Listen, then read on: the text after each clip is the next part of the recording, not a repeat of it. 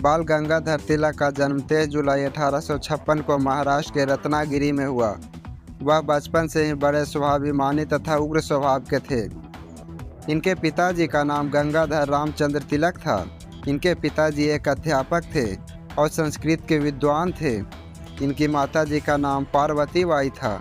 जब वह 10 साल के थे तो उनकी माताजी की मृत्यु हो गई। इसके बाद जब यह 16 साल के हुए तो इनके पिताजी की मृत्यु हो गई। बाल गंगाधर तिलक को लोकमान की उपाधि दी गई थी। इनका पूरा नाम लोकमान बाल गंगाधर तिलक था। बाल गंगाधर तिलक का विवाह 15 वर्ष की आयु में 1871 में सत्यभामा के साथ हुआ था। उस समय बाल विवाह का प्रचलन था। गंगाधर तिलक को गणित विषय बहुत ही पसंद था। इन्होंने गणित में एमए किया और इसके बाद 1879 में एलएलबी मुंबई विश्वविद्यालय से पास किए। इसके बाद उन्होंने एक प्राइवेट स्कूल में गणित पढ़ाना शुरू किया और किसी दिक्कत के कारण इन्होंने वह स्कूल छोड़ दिया और इसके बाद वह पत्रकार बन गए। इन्होंने 2 पत्र की शुरुआत की थी, मराठी में केसरी और हिंदी में मराठा।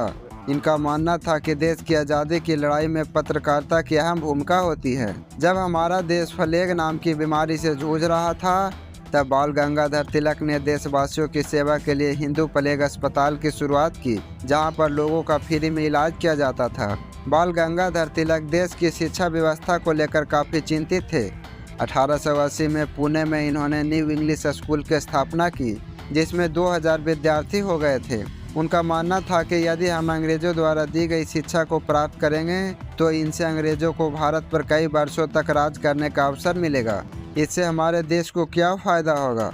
यह सोचकर गंगाधर तिलक अपने दोस्तों के साथ मिलकर डेक्कन एजुकेशन सोसाइटी का गठन करते हैं, जिसका लक्ष्य था शिक्षा के साथ साथ राष्ट्रवाद को बढ़ावा देना। गंगाधर तिलक अपने अखबारों में अंग्रेज़ों के खिलाफ लिखते थे और लोगों को आज़ादी के लिए लड़ने के लिए प्रेरित करते थे, जिसके कारण इनके ऊपर लोगों को भड़काने का आरोप लगा था और इन्हें 18 महीने की जेल हो गई थी। बाल गंगाधर तिलक को जेल से निकलने के बाद इन्हें राष्ट्रीय लीडर की तरह सम्मान मिलने लगा। सन 1890 में यह कांग्रेस में शामिल हो गई और लोगों को पूर्ण स्वराज के लिए प्रोत्साहित करने लगे। बाल गंगाधर तिलक ने कई नेताओं के साथ मिलकर 1905 में स्वदेशी आंदोलन की शुरुआत की, परंतु यह पार्टी में शामिल हुई नेताओं से या उनके विचारों से खुश नहीं थे। उस समय 2 दल हुआ करते थे, गरम दल और नरम दल, और इन्होंने अंग्रेजों के खिलाफ जमकर विरोध किया। बाल गंगाधर तिलक गरम दल के नेता थे। इनका मानना था कि आज़ादी केवल लड़कर या बलिदान देकर प्राप्त की जा सकती है, न कि दुश्मनों के सामने झुककर। परंतु बाल कृष्ण गोखले नरम दल के नेता थे। इनका मानना था कि आज़ादी के लिए हमें धीरे धीरे आगे बढ़ना चाहिए। वह बहुत ही नरम स्वभाव के थे। वह जानते थे कि अंग्रेजों के खिलाफ खड़ा होना इतना आसान नहीं है। बंगाल के विभाजन के बाद दोनों गुटों में तनाव पैदा हो गया और 1907 में कांग्रेस की सूरत की मीटिंग में चुनाव को लेकर आपस में बहस हो गई और गरम दल और नरम दल अलग अलग हो गए।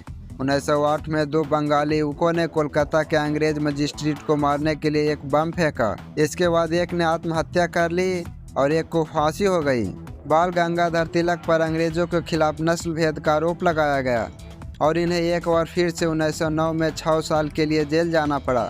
जेल में रहकर इन्होंने गीता रहस्य नाम की एक किताब लिखी, जिसकी कई कॉपी बिक गई थी और इसे मिले हुए पैसे इन्होंने आज़ादी की लड़ाई में खर्च किए। जेल से बाहर निकलने के बाद इन्होंने गांधी जी की अहिंसा का रास्ता छोड़ने के लिए कहा। बाल गंगाधर तिलक ने 1916 में होम रूल लीग की स्थापना की थी, जिसका लक्ष्य था स्वराज। गंगाधर तिलक ने लोगों को इकट्ठा करने के लिए गणेश उत्सव और शिवाजी उत्सव की शुरुआत की थी, जहां धार्मिक कार्यक्रमों के खत्म हो जाने पर आज़ादी की लड़ाई के लिए उन्हें प्रोत्साहित किया जाता था। गंगाधर तिलक ने बाल विवाह और शराब पर रोक के लिए भी सरकार पर दबाव डाला था। बाल गंगाधर तिलक का कहना था कि महान उपलब्धियां कभी भी आसानी से नहीं मिलती और आसानी से मिलने वाली उपलब्धियां कभी भी महान नहीं होती। यह कहते थे कि स्वराज मेरा जन्मसिद्ध अधिकार है और मैं इसे लेकर रहूंगा।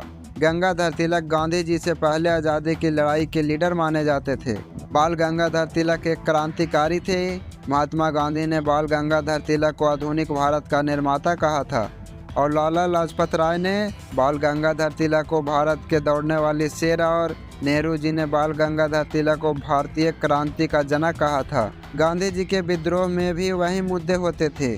जिन्हें तिलक जी पहले उठाते थे, जैसे कि स्वदेशी स्वराज और शिक्षा में सुधार, बाल गंगाधर तिलक छुआछूत के विरुद्ध हुआ करते थे। 1 अगस्त 1920 को इन महान क्रांतिकारी की मृत्यु हो गई थी। पूरे भारत देश में लाखों लोगों ने इन्हें श्रद्धांजलि दी थी। जीते जी तो नहीं, मरने के बाद इनके प्रयासों को सफलता मिलने लगी और 27 साल बाद भारत देश को स्वराज मिल गया।